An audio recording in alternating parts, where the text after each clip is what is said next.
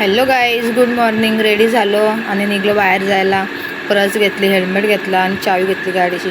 मग इकडे निघलो ना, आला पाऊस. मग काय थांबायला लागला.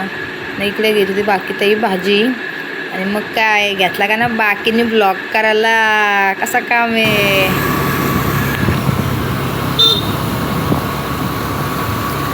आणि आम्ही आता करणार आहोत ओव्हरटेक. काहीच आम्ही आता पोचलो दापिवली गावात, आमच्या मावशीच्या घरा. रस्ते बघा, रस्ते बघा, रस्ते बघा. वा,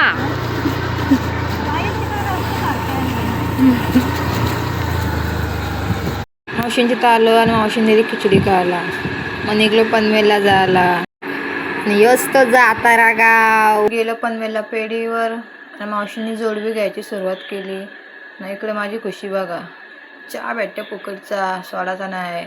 इकडे काका केले आमचे पैसे मोजायची सुरुवात रप्पारप. यो पॉकेट चालवलं मी आमच्या मामांची आईला. बाई विषय गा, सोडाचा नाही कुठला काय नाही. पेढी आहे मयुराज ज्वेलर्स पनवेल. आणि यो दादा मला बोलला, मी तुझं ब्लॉग बघतो, मला एक ऑटोग्राफ दे. मग काय दिला त्याला ऑटोग्राफ. या दादाला पडला होता स्वप्न की त्यांनी सोन्याची बटणं घेतलेत बनवून, म्हणून तो बटणं बनवायला गेला मयुराज ज्वेलर्स पनवेलमध्ये. आणि जर तुम्हाला पण असं काही बनवून घ्यायचं असेल तर नक्की भेट द्या आपल्या मयुराज ज्वेलर्स पनवेलला. तुम्ही हा व्हिडिओ बघून जात असाल तर माझा रील नक्की दाखवा. मग घुसलो आम्ही बिग बाजार सेलमध्ये साड्या बघायला. आलो घरच्या रस्त्याला. संकष्टी बोललो, गेलो मंदिरानं आरतीला. इकडे गर्दी बघा, काय बोलायचं या बायाना.